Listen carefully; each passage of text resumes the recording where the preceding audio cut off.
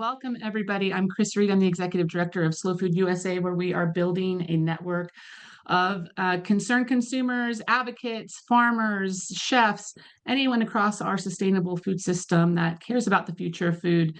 And I welcome you to today's webinar. Thank you so much to Cynthia Walters from the Green Umbrella being here, putting this all together. This work is incredible. What I feel is something that needs to be said is the world is run by people who show up. So, thank you for the incredible work that you've done to transform the education system in terms of experiential learning and outdoor learning environments. So this is all very good work. My passion is within school gardens. I believe firmly that when we put the seeds in the hands of children, that we are really growing great minds that are fostering skills that we need for the future, which are patience and hope and environmental responsibility. And so all of this work matters so much to the future of our country and our kids. And I'm just very excited to have you here sharing this important work. And I'm going to turn it over to you to introduce your panel. Thank you, Chris. And thank you, Robin. Welcome, everyone. Let's go ahead and start with each of you on the panel to introduce yourself. And we can start with, let's start with Tricia. Thanks, Cynthia. Hi, everyone. So good to have you all join this webinar. My name is Tricia Bautista. I use she, her pronouns. I'm a programs director here at the National Farm to School Network.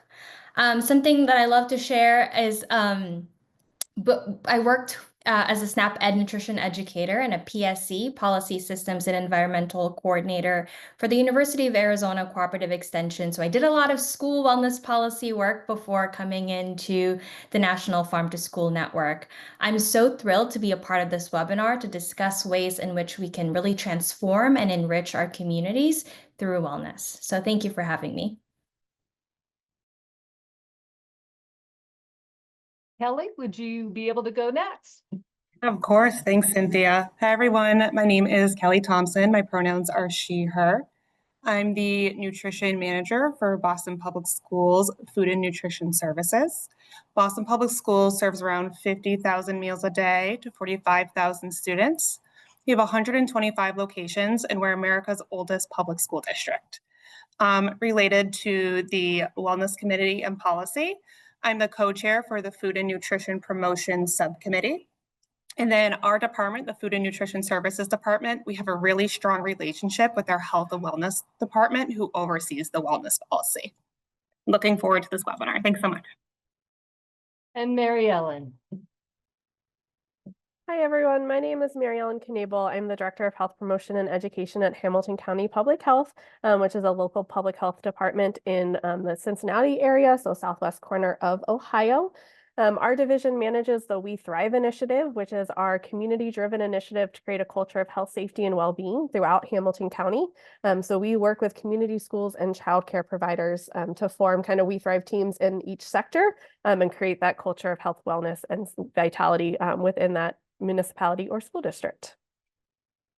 Wonderful. Okay, I want everyone to know that Robin will be collecting questions as you put your questions in the chat. We are going to divide things up in each chapter, so we'll have question sessions at the end of each of those chapters.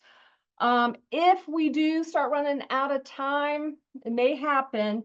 We will be giving contact information at the end so that you can connect directly with any of us.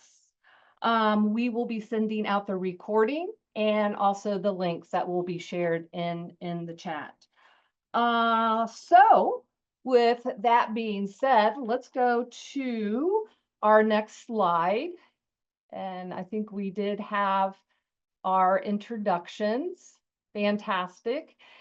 And I'm going to start by saying, and I think we do have the link to the toolkit in the chat. Is that right? So at this point, you could start following along with us. We would love for that to happen, and that may ignite some questions you have. So first of all, I want to thank Alice Waters and Eddie Mukibi for writing the foreword and introduction. It was a thrill that they agreed to do that. And I've gotten a lot of questions about how this toolkit was developed, how it came about. And it actually came about with the help of a national pilot with school districts across the nation. Many experts reviewed this draft, and also from my own experience, I have to say, a labor of love. I was a school teacher for over 2 decades in the public school system. I operated garden-based learning programs and trainings.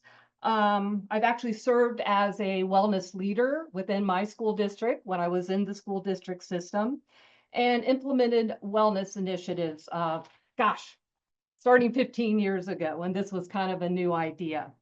The other thing that I advocate for is local school nutritious meals in the slow food and farming policy team. So why did I develop this toolkit? Well, for my students. I'll have to say I clocked in over 1,000 hours doing lunch duty in middle school. If you ever experienced that or haven't, it is quite an experience. And I learned a lot about the behaviors of students in consuming food and what their thoughts are on, school food in general, and just in the food system too. Asked them lots of questions. Also, I did see the frustration and also confusion on the part of community members, parents, and partner organizations of how to connect with school districts. So now I get to, as working for a nonprofit, as an external stakeholder, I now can leverage what I know, the work that has happened as an external stakeholder, like many of you are.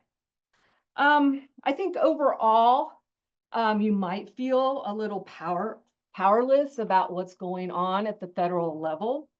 I'm really hoping this toolkit can really help ignite change at the local level. So as you see here, change is, we're talking about systems change, but we're talking about us, individuals participating and plugging in during this process. So the intent of this session is really to not dive into the toolkit, you can do that, but to enhance your understanding and the complexity and understanding the complexity of the wellness policy process. It really shows the potential of wellness networks, and also it will allow us to share our best practices. So follow along with us, and let's go ahead and go to the next slide. Chapter 1, let's get started. So the USDA, they have established, actually in 2010, minimum requirements to allow districts to fully develop their own policies. So Kelly, can you expand on that and what's happening in your district? Yeah, of course. So part of the requirement is ensuring that the public does know about the wellness policy. Due to the size of our district, our wellness department supports in ensuring the public is aware of the wellness policy, and they communicate the policy to the BPS families as well. Our wellness policy is additionally available on the BPS website for families and public to have access to. Additionally, BPS does have a district wellness council. So we meet quarterly and focus on reviewing and incorporating changes in policy, curriculum, operating procedures.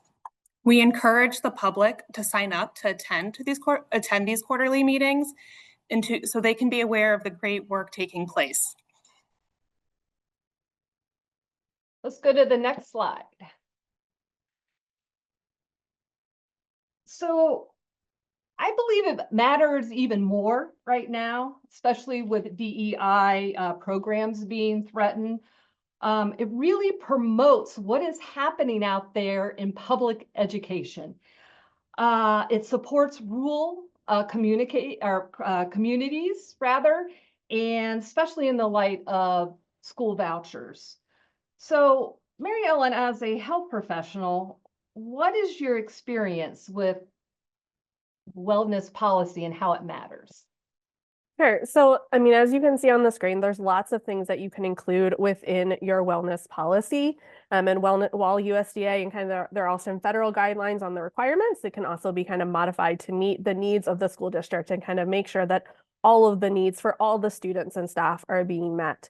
We'll talk in a little bit more about policy systems and environmental change strategies, but policy is really helpful to kind of lay that foundation and that groundwork. So, sometimes we start doing programs or doing important wellness initiatives within schools or within communities. And then unfortunately that champion leaves or that principal leaves, right? And then all of a sudden that wellness initiative doesn't exist anymore, or the way you were doing things in terms of how you were serving food or having a school garden doesn't exist because that champion left.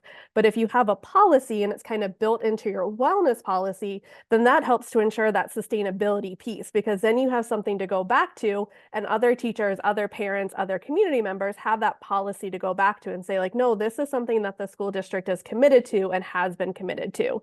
And so I think that's really one of the key reasons why wellness policies are so important, because it helps ensure that sustainability for generations. Next slide.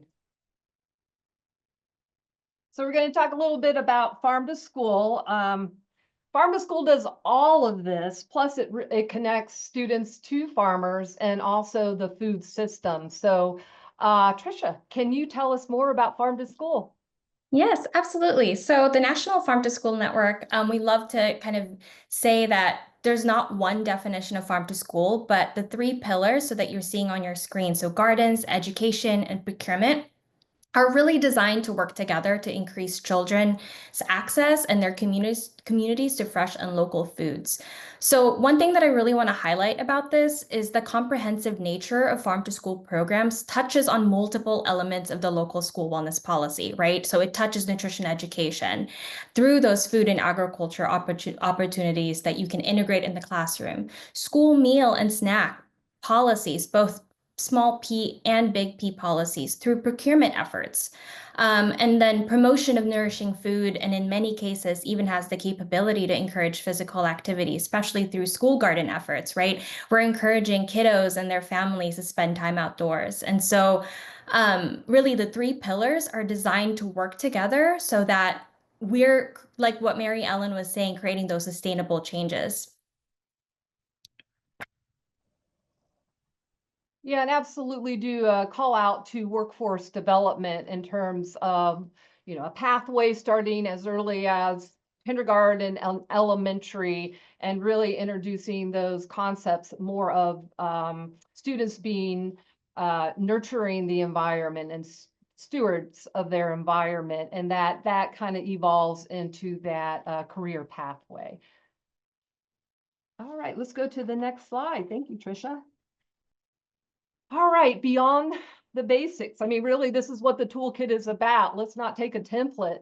Let's just meet the needs of the school population, the school community itself. And the USDA sets this stage for expanding the impact that wellness policy can have.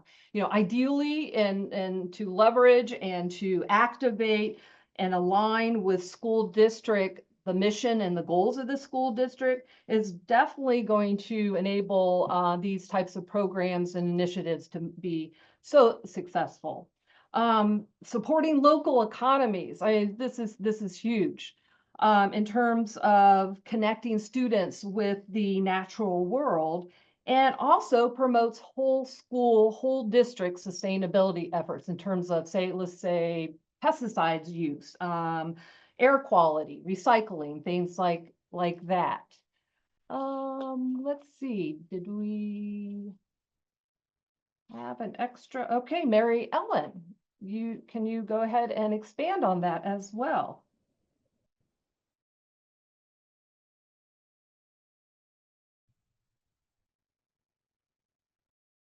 Helps if I come off mute for that one, sorry.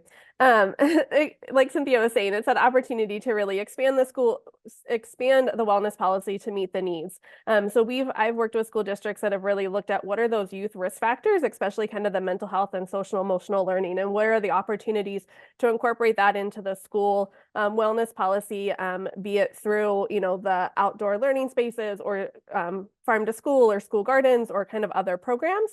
And then also the staff wellness part. I think that's just an important part of a school wellness policy as the kids are. You want to make sure that the needs of those teachers are met as well. All right, next slide, please. And we are going to be looking at several different models for the next couple of slides. I will tell you, we are already working on a second edition because there are amazing models and amazing resources that people have been sharing with me in the last couple of weeks. So it's mind-boggling. So that's another purpose of this toolkit. Where can there be a one-stop shop to really accessing the resources and keeping up with the different resources that are being created? In this case, this is in the toolkit. The social emotional learnings, if there are some, there's some questions about using some of the language in that. And if not social emotional learning, there's the whole school, whole community, whole child. That seems like everybody agrees on all those components are important. So what do you think, Mary Ellen? Yeah, so for the We Thrive initiative, we definitely use the whole school, whole community, whole child. And so this is a model that comes from the Centers for Disease Control and Prevention. And really the student is the center of this framework, but it emphasizes the role of the community in supporting the school. It also emphasizes the connection between health and academic achievement. And I think that's often important as you're talking to school, right? Is that we're doing these things around health and wellness to help achieve that academic achievement. And while schools are focused on the whole kid, at the end of the day, the academic achievement is an important part of that. And so being able to make that connection can be really helpful. And it also shows and highlights the importance of evidence-based school policies and practices and how those all play together. You'll see in the blue, there's 10 key components in the module. And these components also line up to the School Health Index, which is an assessment tool that looks at policy and environment. And so it's a great way to kind of make that connection between assessment tools that are out there and the wellness policy, and just overall looking at all of these different components that can impact the student and kind of what they're able to achieve and their overall health and wellness. Thank you. Next slide, please. So I ran across this amazing podcast, and Robin, if you're able to link this in the chat, I had a chance the last couple of days to finally listen to it a couple times to really, generate in my mind, and my comfort level as being an educator and how I would feel in this situation. Or an organization now that in a profit, I'm a climate collaborative nonprofit. So, some of these words that are, being judged, and we'll see what happens. However, this podcast would reassured me in a lot of ways, and I encourage you all to take a listen. The federal government does not have authority to address what is taught in schools. These are some takeaways that I had. What curriculum is taught, what programming is offered. And school districts have every right to include diversity, equity, and inclusion in their programs, and however they choose to frame that. There is what's called an NDEI portal, as some of you have heard about, that has made some school staff nervous a little bit. Again, that is just demonstrating the current administration's view. These are, shall I say, a little bit of fear tactics, but these, at this point, there is no, nothing that educators, administration should feel like there's going to be some type of repercussions to that.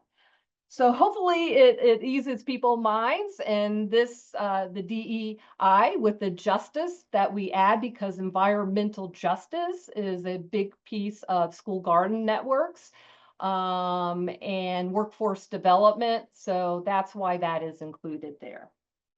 All right, next slide.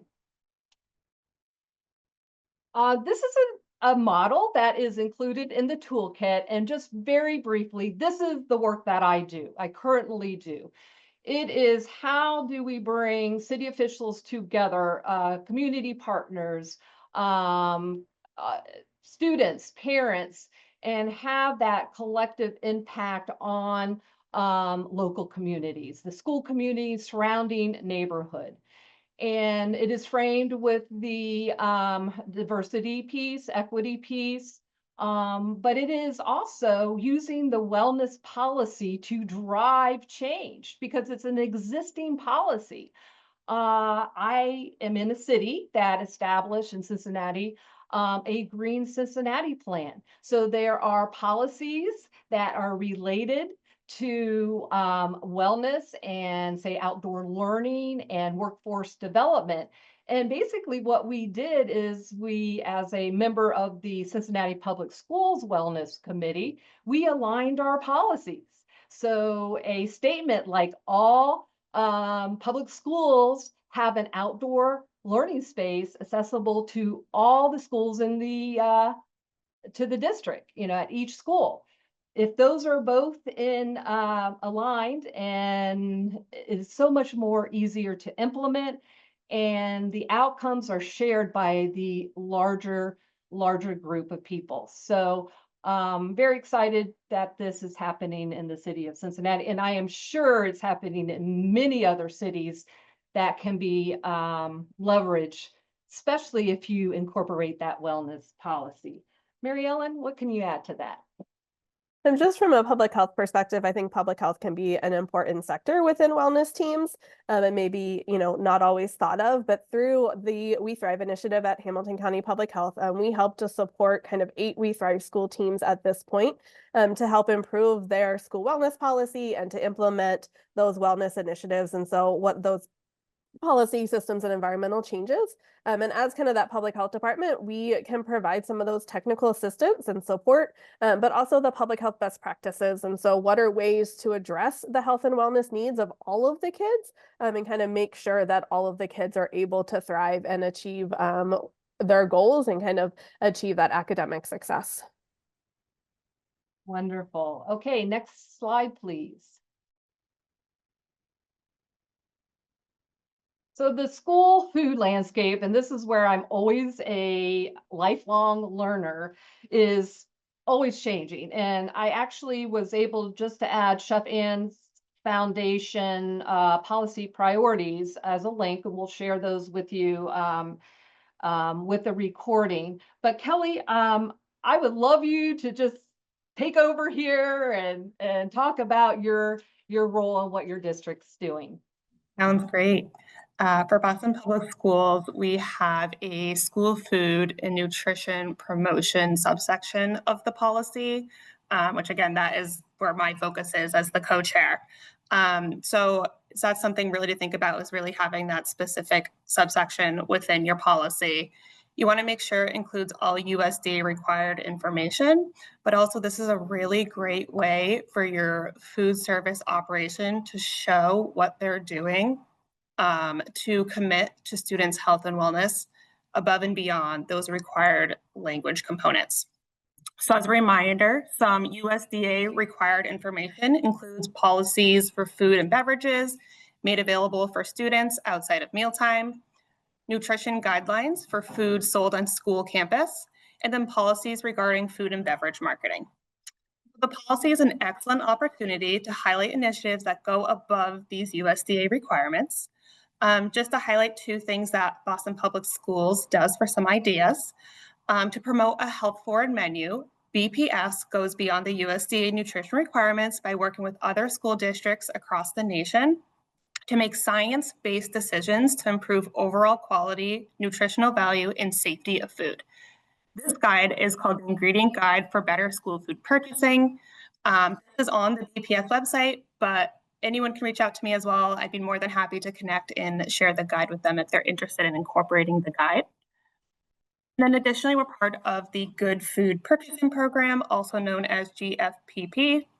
For those of you who are unfamiliar with the program, GFPP transforms the way public institutions purchase food by creating a transparent and equitable food system. And it's built on 5 core values.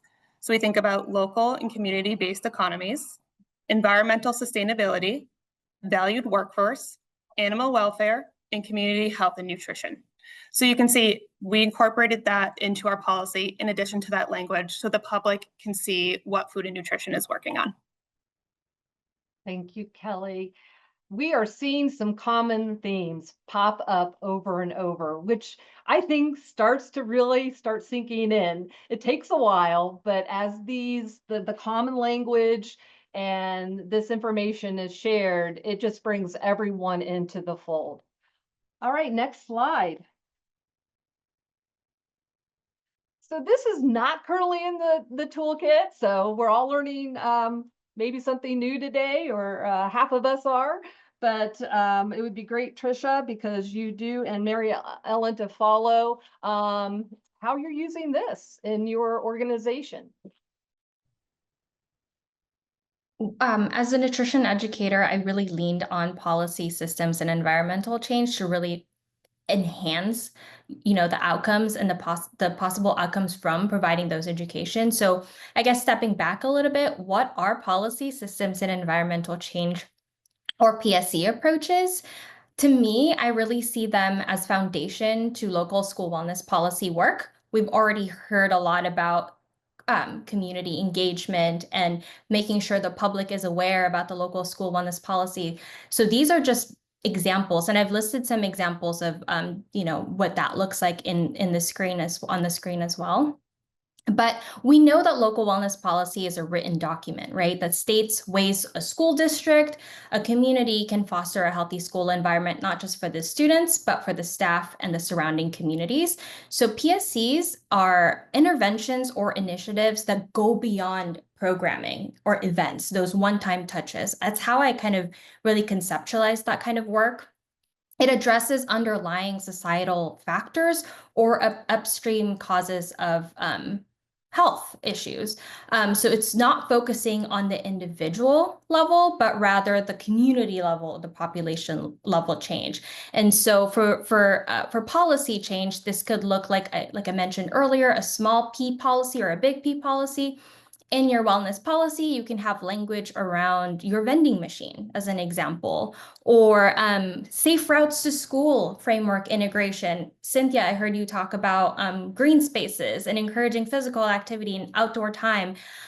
You can also have larger policies that engages state and federal levels that work around universal school meal policies. And so systems change, I mentioned earlier, coming from the National Farm to School Network. Farm to School is a huge systems change strategy. I mentioned how it all touches those multiple layers of the local school wellness policy. And then finally, environmental change, right? So do you have a green spaces and school garden that promotes healthy eating? Do you have ways in which that you're promoting safety when you're picking up you have pickups and events at your school community? So really and then at the core of that, our community is your community. And so Cynthia, thank you for also mentioning sort of the equity and justice piece of it, because I think at the very core of it, we have to center our communities and our initiatives. And I think PSCs really allow us to do that and have that lens. And so one of the things I want to encourage is before developing or even enhancing your local wellness policy programming. So thinking about like, how do I expand that one-time program event or one-time touch point, is how do you engage the community? And later on, I know I'm going to talk about the spectrum of public participation. But the other piece is understanding the assets before identifying needs within your school community. We already heard so much from Kelly and Mary Ellen how their own school communities are engaging community. What are the great things that they're doing? And so there are a lot of assets that already exist. So as external stakeholders, how do we leverage those versus like focusing on the needs?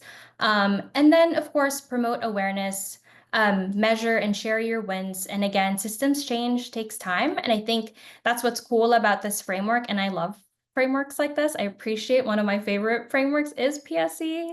And so just because I think it touches on all those key aspects that I've listed on the screen as well. So I think I'll end there. Thanks, Trish. I think that's a great summary of PSE, and really that is the foundation of kind of our We Thrive initiative, is how do we create and move towards these policy systems and environmental changes, because we know that's what's going to be hopefully sustainable and going to last. And sometimes those one-time program or events can be a helpful momentum to engage the community and then move towards policy and systems and environmental changes. But it's a continuum, and we want to be moving towards those PSE changes for that sustainable change. Great overview. Okay, next slide, please. So the section that is next in the toolkit is really thinking about turning barriers into opportunities. We're doing a lot of problem solving now, especially in the school district and nonprofit partner organization space. But this section really hopefully helps to identify opportunities for increasing engagement with internal and external stakeholders. Next slide. I've been told this has been a pretty popular section, so which I was hoping, because number one, as a layperson in terms of food service, which is fascinating in itself, it really kind of breaks it down for people to really understand what goes into feeding children on a daily basis. So I gained such respect just in developing this section. I think it's super important to use this common language that just covers more than food service nutrition programs throughout the wellness policy process. So folks, when they're writing, planning, and implementation, as well as evaluation of the policy and the plan, that everybody has an understanding what is trying to be accomplished.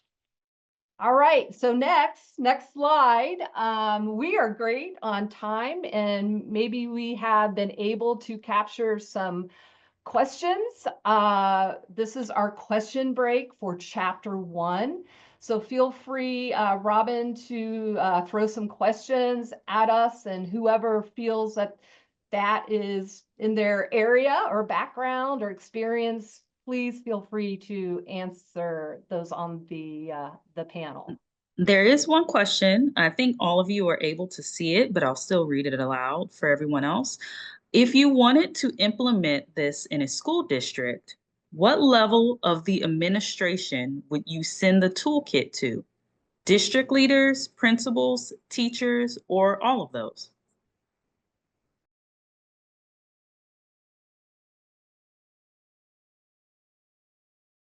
Kelly, can I put, or Mary Ellen, on the spot here a little bit? Yeah, so I think this is one where the initial answer is all of them, but I think it's also going to be dependent on the school district, right? And where do you have buy-in and support? And really it's trying to find those key champions. And so maybe it's starting with the school nurse or the food service director to kind of get their thoughts and insights of who might be other champions. In some school districts, it's best to start at the superintendent and work your way down. So I think it's just trying to figure out what those dynamics are within your local school district and who that best person is. So I know that's not really an answer, but kind of an answer. Hopefully that helps a little bit.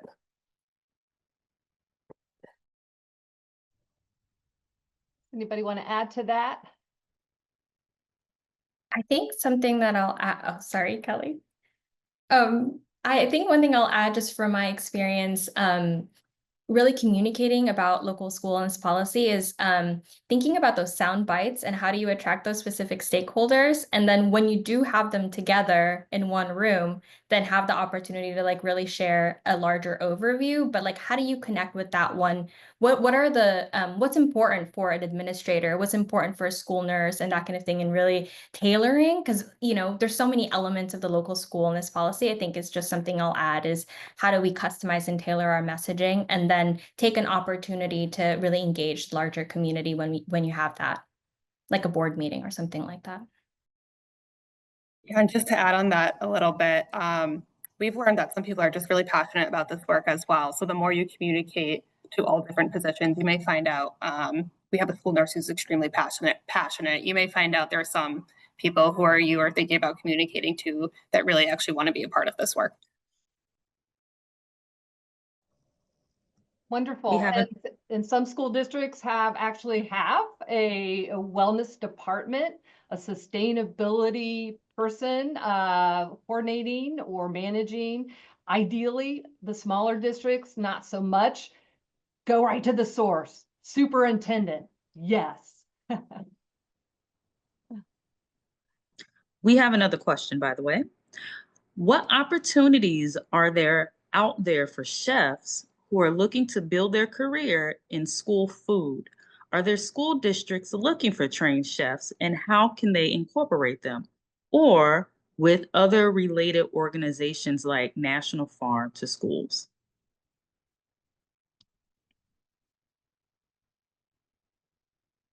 So I will just touch on, we have 3 full-time chefs in our schools. So they are definitely needed. There are different resources available for people to get into school food. I know the Chef and Foundation is a great resource. And I don't know if I know other resources. I can't think of them off the top of my head. I don't know if any other panelists want to share some expertise as well. Yeah, I was going to mention the Chef and Foundation, like a apprenticeship kind of training. So I'm putting a plug for that. But I think if this is an interest, the National Farm to School Network, we are a growing network of organizations. We have over 500 partners across the country. And so this is of an interest to you, please reach out to us. And, something that we can do is really explore and leverage the growing listserv and have this like opportunity to connect and learn some strategies on how we can train future chefs and create that career path to school food. Wonderful. Edible Schoolyard jumps in my brain. And I'm sure if there are other organizations out there that anybody in the audience knows of, please drop those in the chat so we can capture those and share those out as well. All right, so I think we are going to go ahead and move on. Do we have time for one more question? Oh, we have one more? Yeah, let's do it. Yes, Let's do it. just have one more. I'll read this out. I'm at the very beginning of understanding school wellness policies, and I am wondering if there is typically a committee or individual employee of school districts who is responsible for developing a district's wellness policy. I think I'm going to get into that a little bit in chapter 2 as well. A lot of people think that food and nutrition directors should be solely responsible for the smaller districts. And that's not necessarily true. And I'm going to talk a little bit about other people you can get involved to help with the work.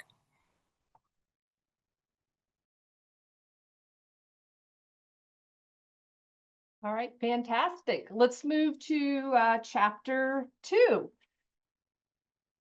I do want to start out by saying that we had a webinar last November, and the title of that was Your Role as a Partner in School Wellness.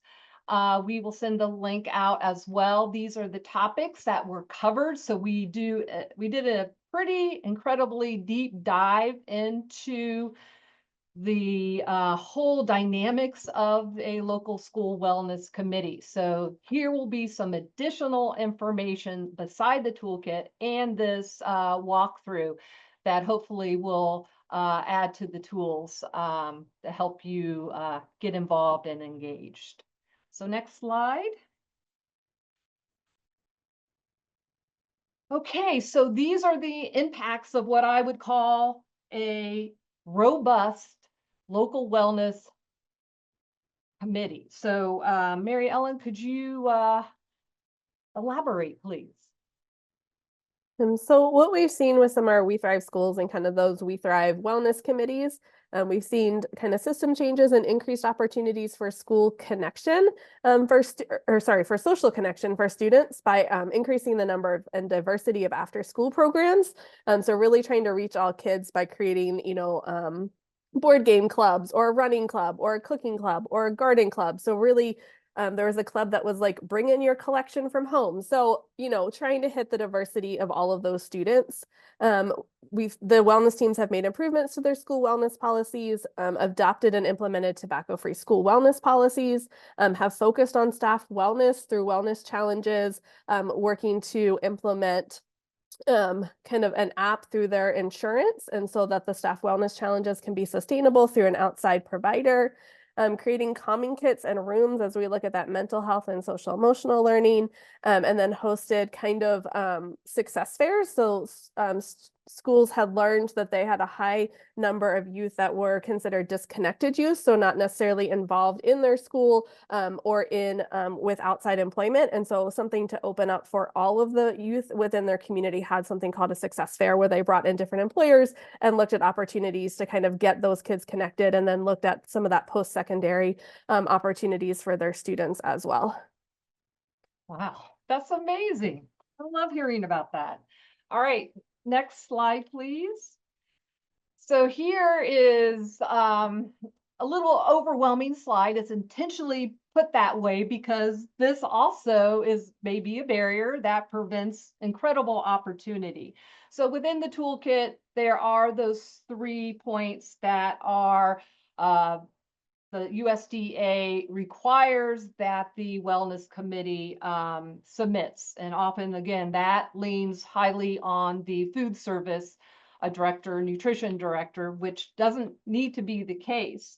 So what this does is this opens up the possibility, it first identifies the numerous roles a wellness committee leadership takes on, but it also lends itself to establishing a wellness network, right? Activating partnerships, new and existing partnerships, and then also forming subcommittees to help with this work. All right, next slide, please. I'm not going to spend too much time on this slide. Here are some ideas, a couple of my favorite that I've actually done and worked with and helped form is a school district education foundation that are continuous funding streams versus grants. We know grants take time. A lot of, just it's not, it is something that is not rolling or repeated. And the other is just having something that happens on an annual basis to really showcase the work the district is doing. And that is, say, through an annual school district wellness fair. So joint funding is always, it's the only way that I kind of work. I work with partners to implement programs and projects. It doesn't usually happen in silos. So just keeping the mindset that individual schools really don't have to do this work. It really needs to be a district initiative. So schools, that is taken off their plates, it's taken off educators' plates. So here are some ideas to get the wheels rolling. So next slide. So this really calls out the opportunity to build awareness that there is a policy that exists. There is a wellness committee that exists. Maybe perhaps a district or working together to create a wellness campaign at the beginning of each school year. But really it narrows down to who represents the school's population and who is needed to implement the policy. All right, and next slide, Kelly is going to talk a little bit about what she teased us about earlier. All right. Okay, so like I said, well, many smaller districts expect the food and nutrition department to take on full responsibility for developing the wellness policy in the committee. FNS is not solely required to do so.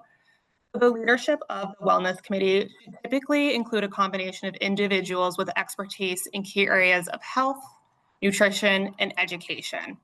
So food and nutrition, they're the expert in nutrition. We're not necessarily the expert of education, right? So you can collaborate with other departments such as curriculum and instruction and health services. Because the wellness policy is governed by the USDA and the wellness policy must align with federal child nutrition programs, food service directors often do play a leadership role because they're so well versed in the USDA regulations. And then when creating a subcommittee, so District Wellness Council for BPS has formed subcommittees to focus on the different aspects of the policy. And this subcommittee can include community-based organizations, school staff from various departments, as well as parents and students. So for example, for my subcommittee, the Food and Nutrition Promotion, I co-lead with a member of the city's Public Health Commission. So it doesn't have to be another school staff member. And then you want to think about participation. So we've found virtual meetings to be most effective for participation. And then additionally, we do try to do one subcommittee meeting at a school to get exposure to the school food operation for those who are interested within the subcommittee. Some other ideas for participation would be thinking about childcare, nutritious snacks, and then is it possible to pay a stipend for those who are participating in these meetings? All right, next slide. So in my opinion, and what I have experienced in working with school districts, is that each new school year is a new opportunity. There are new goals that a school is, for instance, Cincinnati Public Schools is moving to a middle school model after, so that's a big change. So there's a lot of things going on.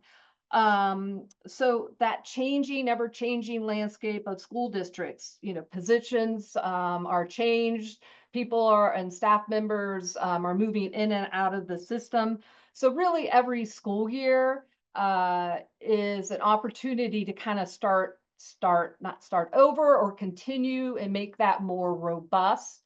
And in the toolkit, there are steps to forming a diverse committee, talking about that in a collective impact through the collective impact form will help you to devise a plan to get that up and rolling, and even maybe provide training for those members that are new or existing to really get everybody on the same page. And that's where that common language comes into play. Mary Ellen? Yeah, I mean, I think as you think about, Cynthia and Kelly had some really good tips for recruiting kind of the diverse wellness committee.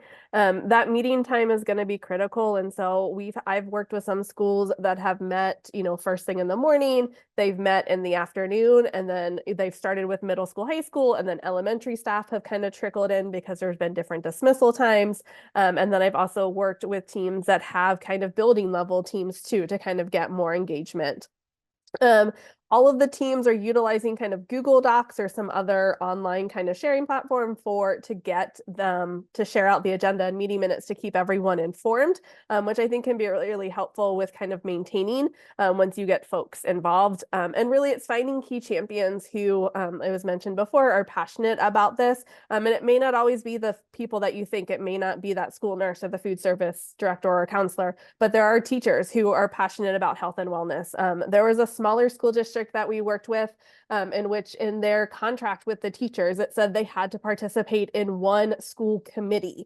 And so wellness got added to that contract as one of the options. And so that was one of the ways that we were able to get some additional engagement. And so it became like, here's one of your options. You have to participate in some. It's good or bad making people have to participate in a committee. But for that school district, it worked. And then also just celebrating the wins throughout the whole process, big and small, can be really helpful. with recruitment. And so, you know, a lot of times in my experience, I found that like most of the school staff doesn't know a wellness policy exists or doesn't know that there is a wellness committee. And so if we aren't celebrating those wins as a wellness committee, it can be really hard to then recruit additional folks because they don't know that you exist or the work that you're doing. So, you know, big and small, everything is worth kind of celebrating and sharing out with others. Cynthia, Wonderful. if I could add something here too, something Please. I've seen in other schools that I've worked with in the past have invited school safety monitors as part of their committees, and also school food professionals, cafeteria staff are a really a great addition to like what Kelly was sharing, and school counselors. I've seen it kind of combining the wellness committee with like a, I don't know right at the top of my head what this stands for, but like the youth behavior YBRS committee, kind of like touching on multiple areas. And so really leveraging like already existing events and meetings that are happening in your school community. And Wonderful. sorry, Cynthia, one more thing I'll add is don't forget to look outside of the school district too. So as public health, they can roll, but we have a role, but how do you get parents involved? And I know parents are always strapped for time, but we've had success involving parents. But then also, are there churches or other faith-based organizations within your community that can help support? You know, while the work focuses on the wellness of the school and staff, it also impacts the broader community, and having that outside perspective, and they often might have resources or other things available to help support. Boy, I love those contributions. Thank you so much. All right, and we'll look at that wellness network here shortly. Next slide, Trisha, would you mention this earlier? Would you like to go ahead and speak about this? Yes.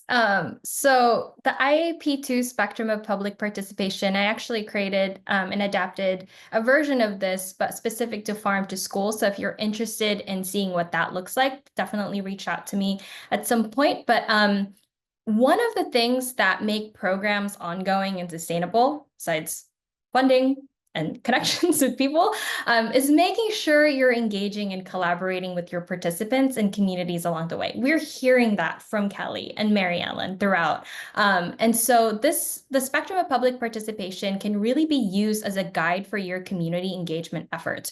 So it encourages practitioners like yourselves, may it be internal or external from a school system, to flow from simply providing information, so that one-way approach to things, to more dynamic and collaborative, right? Towards impact-based shared decision-making. And one of the core values of public participation is based on the belief that those who are affected by a decision have a right to be involved in that decision-making process, whatever that may be, right?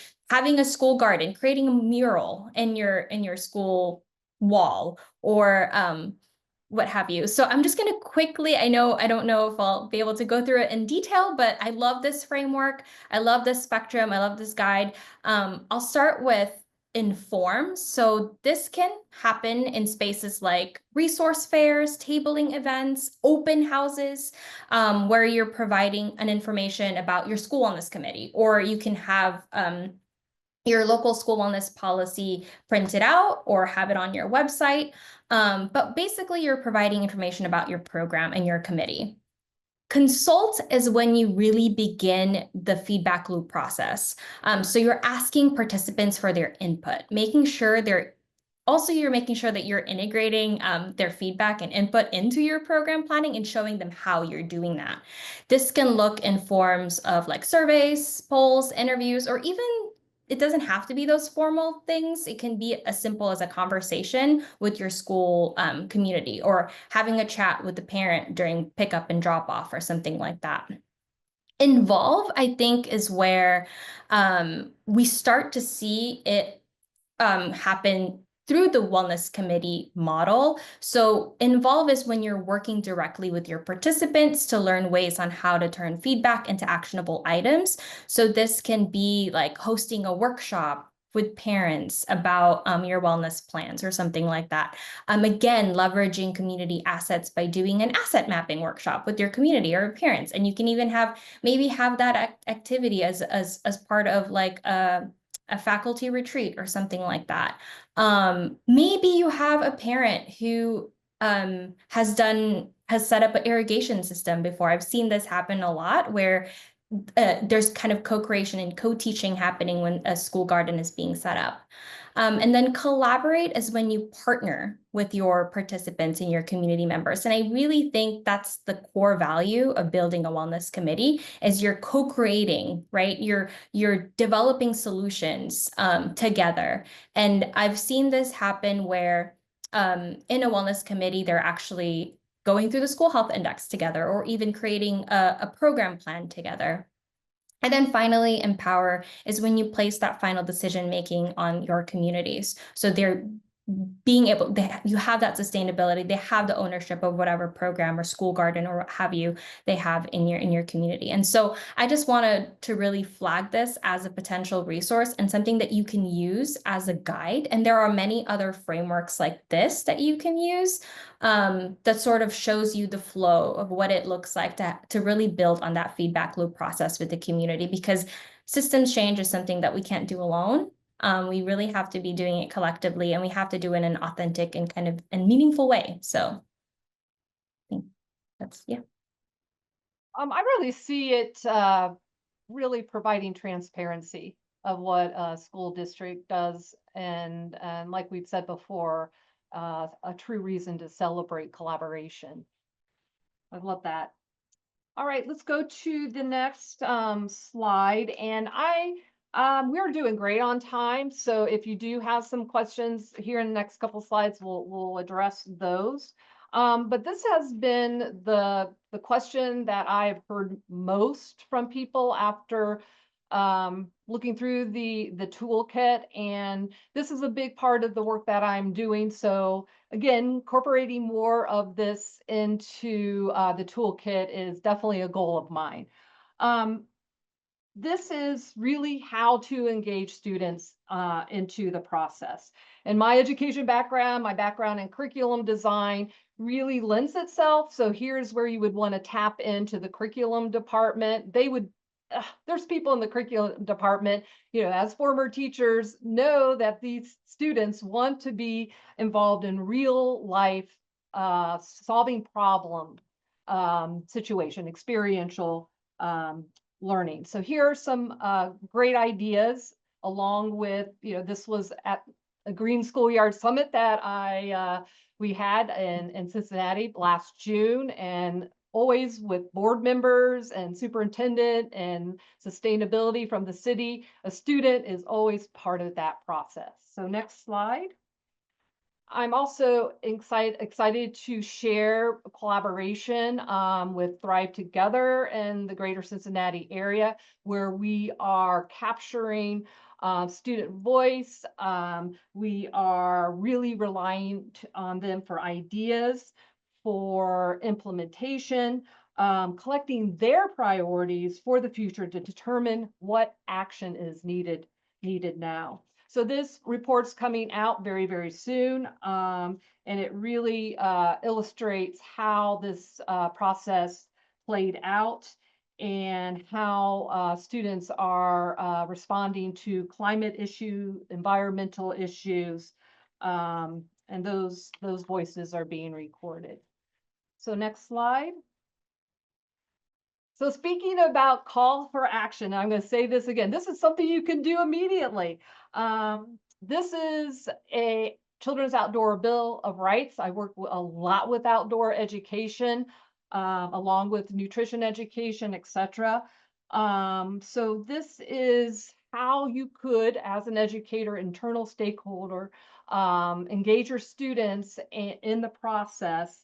And it also, like this resolution that was adopted by the city of Cincinnati, into the curriculum to meet learning standards. So during the school day, the students are actually going to be, they're actually in the process of writing a guide that is going to be applicable to the school and the surrounding neighborhoods, and to educators as well. So very excited about this. this could be in every community across the nation to really guide and ignite work. Okay, so next slide is our second question, and looking at, oh my gosh, that is pretty great. We have maybe like time for 2 questions, do you think? Robin, were you able to? Yes, and I'm going to read these out as quickly as possible to give you all of the time you deserve to answer it. First question is this program within the USDA, is it going to survive restructuring? Do we need to advocate for it? Would it be helpful to have a list of supporters and funders? And I think this might have been connected to the first part. Jolene, if you can type in to confirm the first part of chapter 2.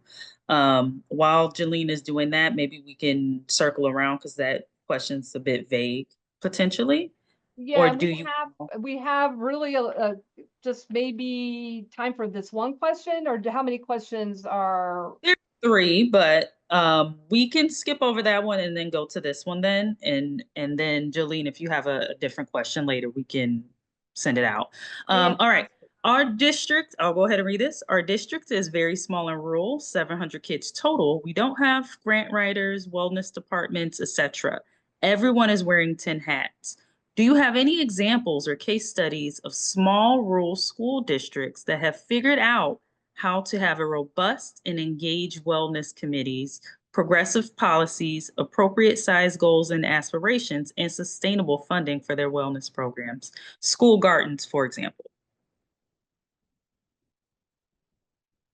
Well, I will tell you to stay tuned because we kind of have that built out later. But I think they're really, if any of you can talk about a rural school district, maybe Mary Ellen or Trisha, feel free to chime in here. We don't have rural school districts with the We Thrive initiative, but we do have some pretty small school districts. And I think it's leaning into what are the assets of the school district, like we mentioned earlier, and starting with what you do have and figuring out how you do expand from there. My contact information will be at the end, so I'm happy to kind of connect from that with you afterwards. But we have some smaller school districts that are a part of We Thrive that are still been able to do some pretty neat things. And everyone's definition of robust is different. So I think it's meeting the needs of your district and not comparing to other districts. I think something I'll just add is looking into local partners. I've seen that work in rural spaces, and also SNAP Ed educators or extension might have some connections there as well to offer resources or even technical assistance. Fantastic. Okay, so we just have a few slides. I want to be very mindful of everyone's time. I'm so grateful you are here. So if you do have additional questions, we'll be giving contact information.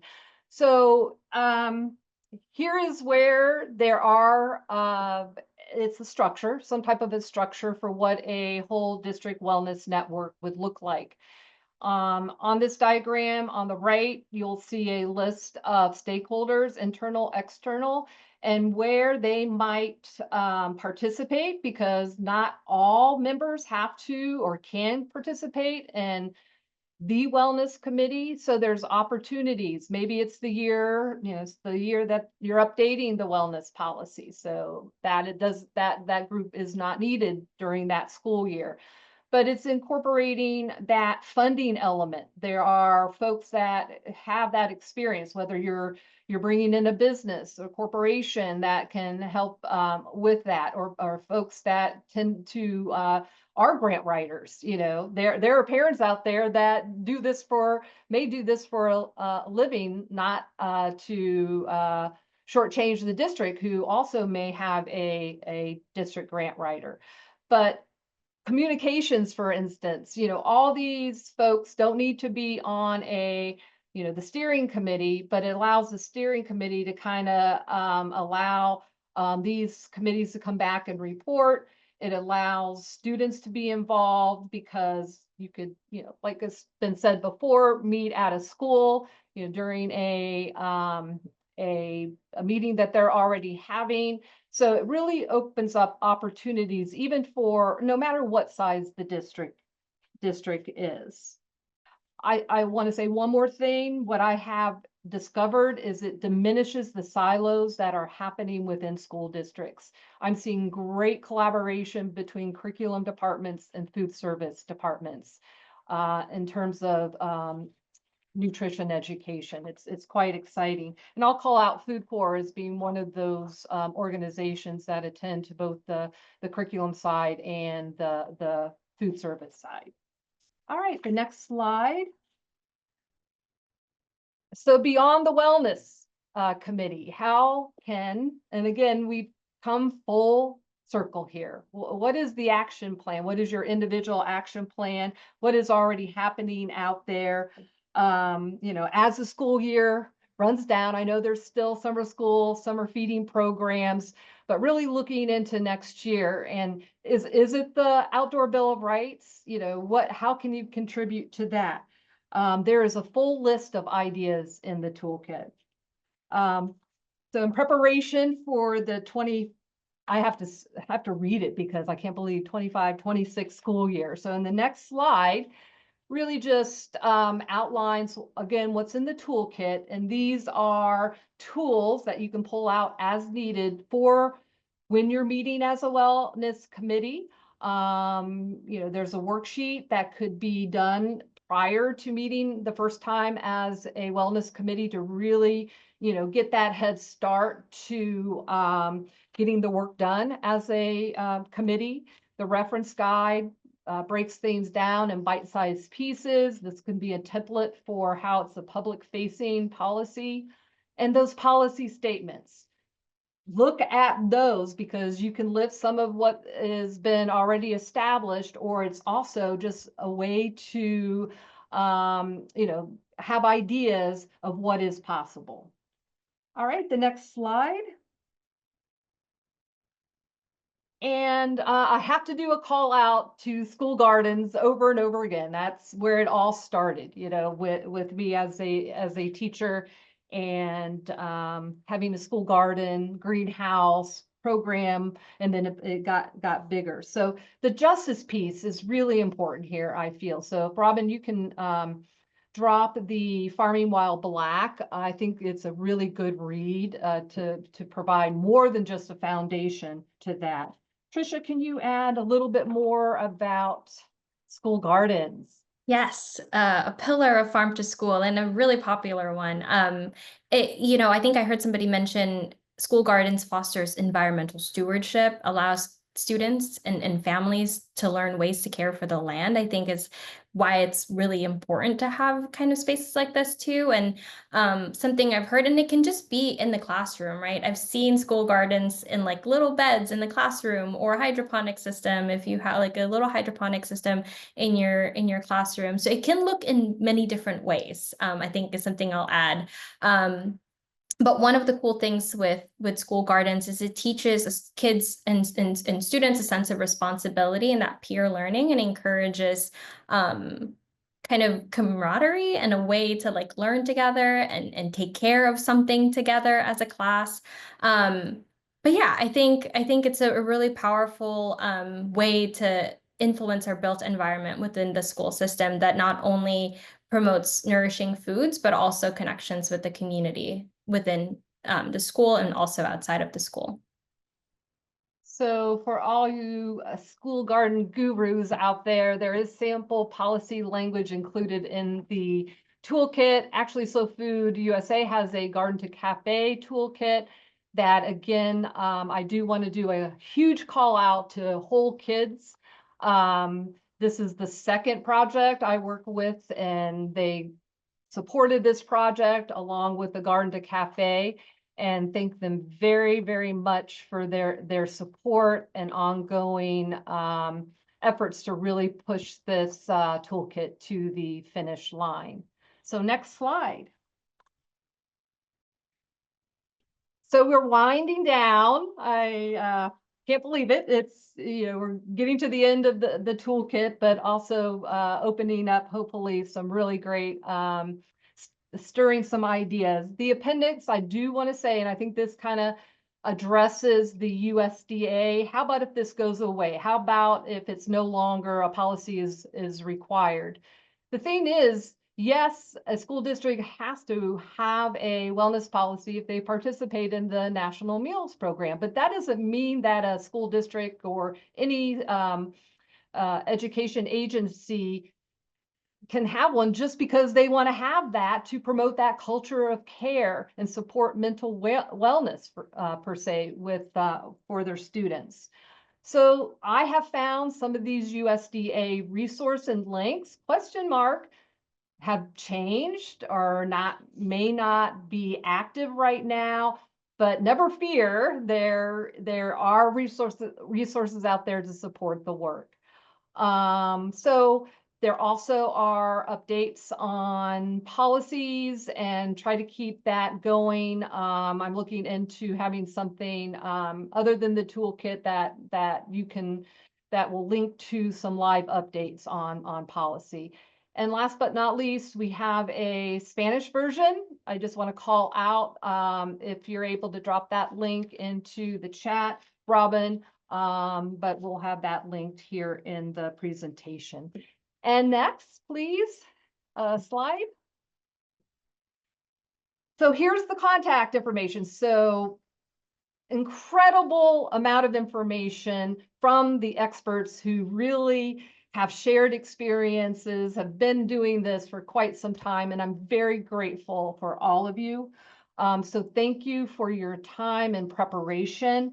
This is contact information that they have graciously been able to supply to us. So they're okay with you reaching out with specific questions that we were not able to answer.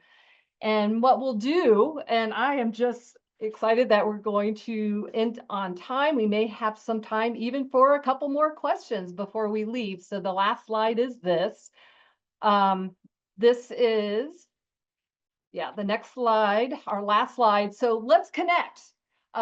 This is the work that I've been involved with for about 25 years. And I am so fortunate to be working with Green Umbrella because the dreams that I had as an educator have come true, and I'm able to have the space and time to connect with all of you. So this is the work that I'm currently doing. I'm not reading it off. So connect with me if you so choose. With that being said, we are at 1:12, right? And if there are any additional questions, maybe we could take one or two. If we're in a position to do that, Robin. We're technically not.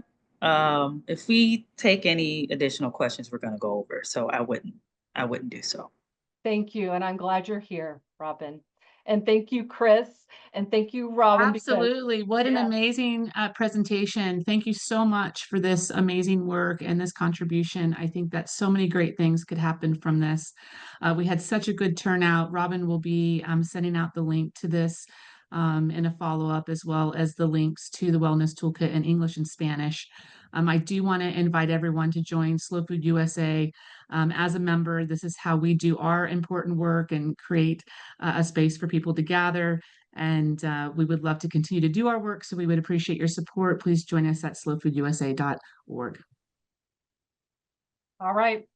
I will stay on if anybody has any additional information to share, but thank you very much. I'll be here until 1:15. Have a great rest of your week, everyone.